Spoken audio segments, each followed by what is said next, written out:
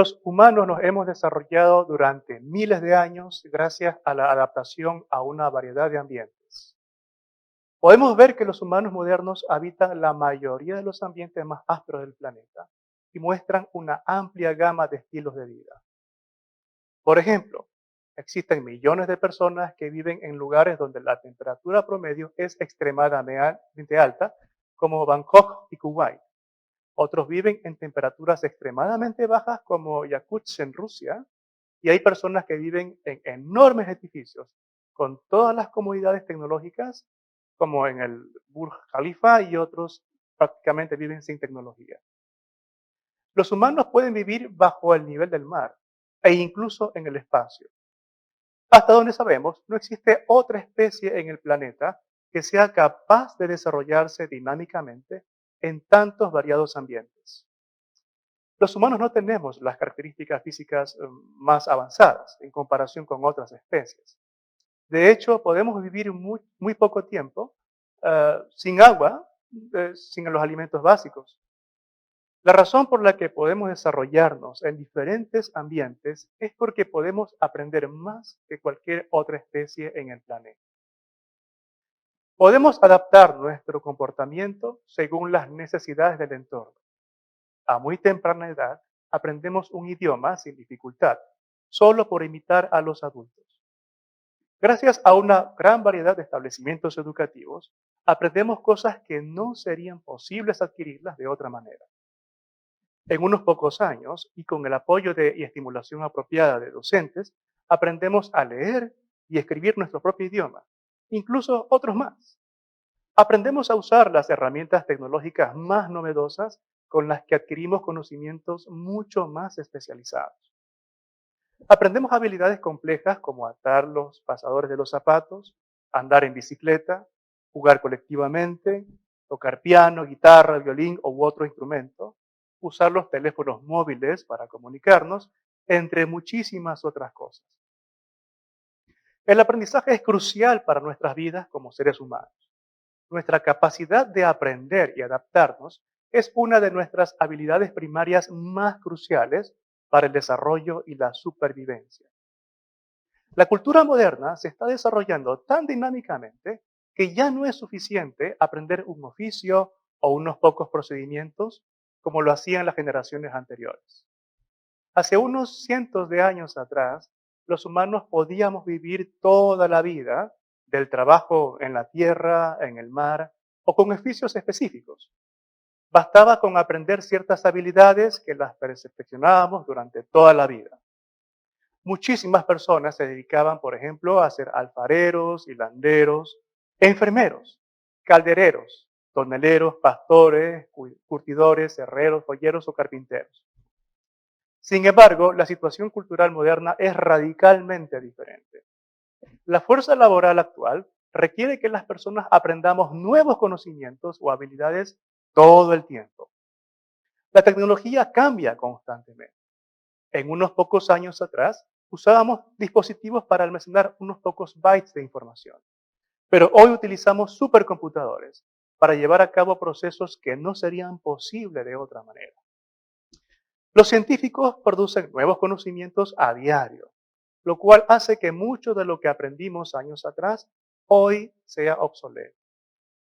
Hace unos pocos años atrás comenzamos a imprimir nuestras ideas en papel. Hoy se está trabajando para imprimir edificios e incluso órganos y tejidos de biomateriales para uso humano. Hoy se puede desarrollar una vacuna para una pandemia en tan solo 10 meses y podemos poner a rodar un vehículo en Marte controlado desde la Tierra. Los avances científicos y tecnológicos han creado una demanda única sobre nuestra capacidad de aprender y adaptarnos. Debido a esto, es de esperarse que aumente la necesidad de aprender de manera más eficiente y efectiva. Los programas formales o de educación continua que ofrecen los establecimientos educativos se han convertido en el medio de adquisición de conocimientos más cualificados con los que podemos seguir desarrollándonos como especie. Esto ha llevado a que la investigación sobre cómo aprendemos sea uno de los esfuerzos científicos más importantes que existen.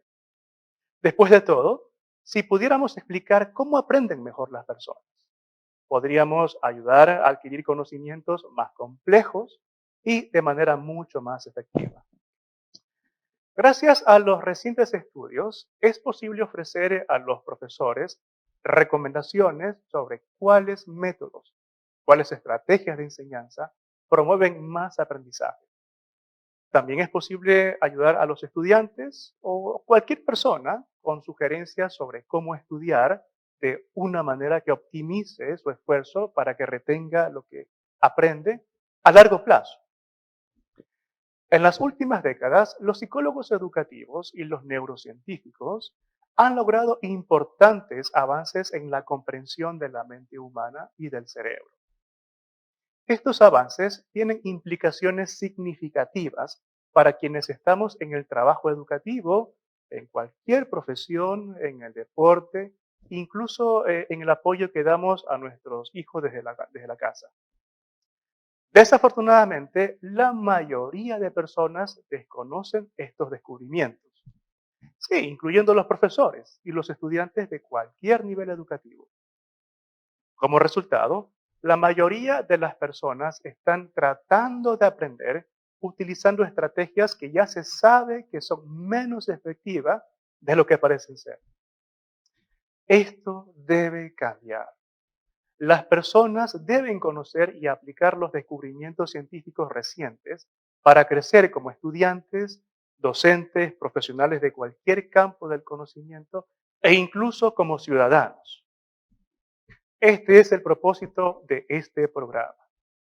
A través de estas clases les enseñaremos cómo funciona la mente y el cerebro humano, los mecanismos de aprendizaje, cómo el ambiente afecta la adquisición de conocimientos y cómo optimizar el esfuerzo del aprendizaje. Bueno, comencemos con una definición del aprendizaje humano. Como veremos durante estas clases, aunque las personas parecen estar de acuerdo con que el aprendizaje es algo vital, no todas tienen un mismo punto de vista que involucra cómo determinar si hay o no aprendizaje o los procesos y consecuencias involucrados cuando se aprende algo. Entre los profesionales y académicos tampoco hay una definición comúnmente aceptada. Del Shung, profesor de la Escuela de Educación de la Universidad del Norte de Carolina en Greensboro, ha propuesto una definición que parece ser aceptada por un grupo de académicos. Léanla, por favor.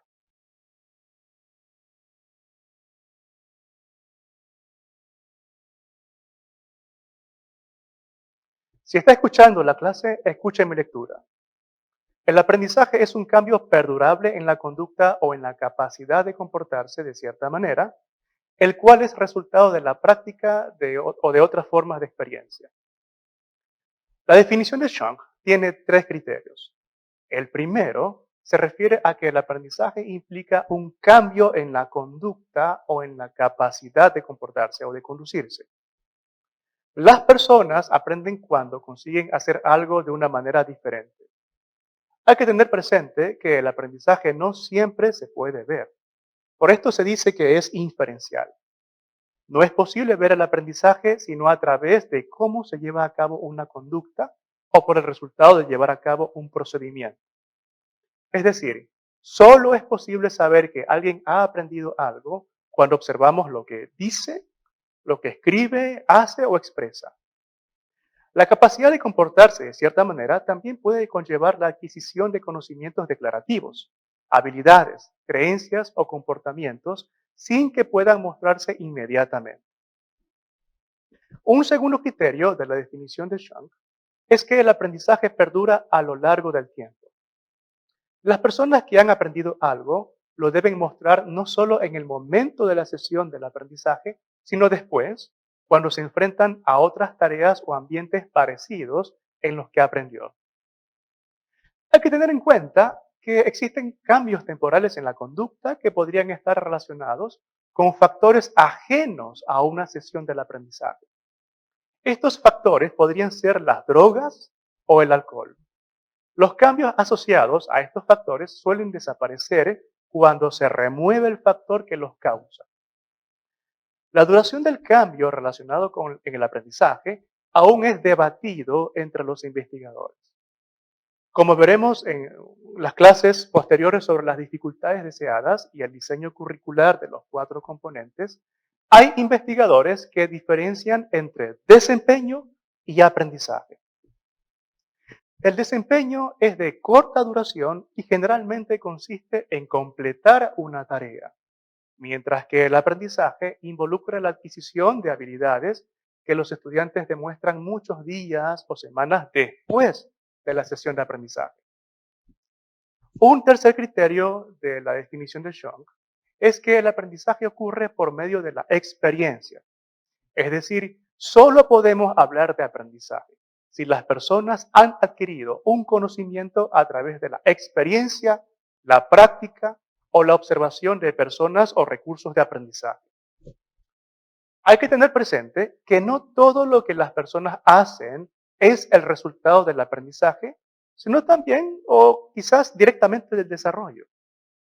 El principio de la experiencia no incluye los cambios que ocurren por la maduración, por ejemplo, cuando los niños intentan caminar, cuando aún gatean o cuando cambia la voz debido a la adolescencia. Los investigadores aún no están seguros de la influencia del entorno y la escolaridad sobre los cambios atribuidos al desarrollo individual. Sin embargo, hay que tener presente que todas las personas tienen una disposición genética que se expresa en cambios conductuales y mentales que podrían no ser el resultado del aprendizaje. Patricia Alexander, del Departamento de Desarrollo Humano de la Universidad de Maryland, en los Estados Unidos, junto con sus colegas, han discutido y propuesto unos principios comunes que pueden ayudar a definir el aprendizaje humano para la gran constelación de teorías, enfoques científicos y profesionales que tenemos en la actualidad. El primer principio es aprender es cambiar. La noción de cambio involucra que el aprendizaje sea visto desde movimientos físicos como saltar en un pie en un juego informal o aprender cosas más complejas y escolarizadas como por ejemplo los principios abstractos de una teoría. El segundo principio es que el aprendizaje es inevitable, también es esencial y ubicuo. Es decir, vivir es aprender. Estar vivo trae consigo la necesidad inevitable de aprender. El aprendizaje no depende de un entorno físico o cultural, sino que se desarrolla donde las personas estén. De hecho, la educación en las escuelas, institutos e universidades solo es posible por la operación continua de las habilidades naturales de aprender como recordar, imitar, ponerse en la perspectiva de otro, entre otras cosas. Nadie nos enseña a recordar o seguir con el dedo la mirada, aunque los humanos nacemos indefensos o con una condición física al parecer prematura en comparación con otros mamíferos, nuestras habilidades naturales entran en contacto con el mundo social de manera temprana, lo que hace que en pocos meses comencemos a aprender el complejo idioma de nuestro grupo familiar. El tercer principio indica que una persona puede oponerse o resistirse al aprendizaje. Aunque este principio parece estar en oposición con el anterior, es posible observar casos en que las personas se resisten a un cambio. La resistencia al cambio es una opción cuando uno deliberadamente decide no llevar a cabo una experiencia con un propósito de aprender. Esto no implica que las personas sean incapaces de aprender, sino que deciden no aprender, ya sea porque implica mucho esfuerzo, un esfuerzo demasiado grande, o porque los beneficios sean muy pocos. El cuarto principio es que el aprendizaje puede ser desfavorable. El aprendizaje da como resultado cambios que no siempre son vistos como favorables para uno mismo o para los demás. De hecho, muchos creen que aprender siempre es positivo. Sin embargo, las personas también aprenden lo que los demás no desean o rechazan. La idea de que el aprendizaje puede ser favorable o desfavorable tiene dos interpretaciones válidas. Por un lado están quienes han aprendido algo que desearían que nunca lo hubieran hecho, nunca haber aprendido algo. Por ejemplo, preferir fundas o envases plásticos, usar el teléfono celular en clases o en el automóvil o fumar. Por otro lado, está el aprendizaje que es útil y satisfactorio para la persona o para su grupo afín, pero es desventajoso e indeseable para otro grupo social. Por ejemplo, bailar reggaetón o jugar en línea demasiado tiempo. Los profesores siempre buscamos que los estudiantes aprendan cosas que son favorables y deseadas, pero el sistema de aprendizaje humano no discrimina si algo no es favorable. El quinto principio dice que el aprendizaje puede ser inconsciente e incidental, así como consciente e intencional. En estos cursos usted va a aprender que las personas tienen un mejor aprendizaje cuando reciben una enseñanza directa y explícita.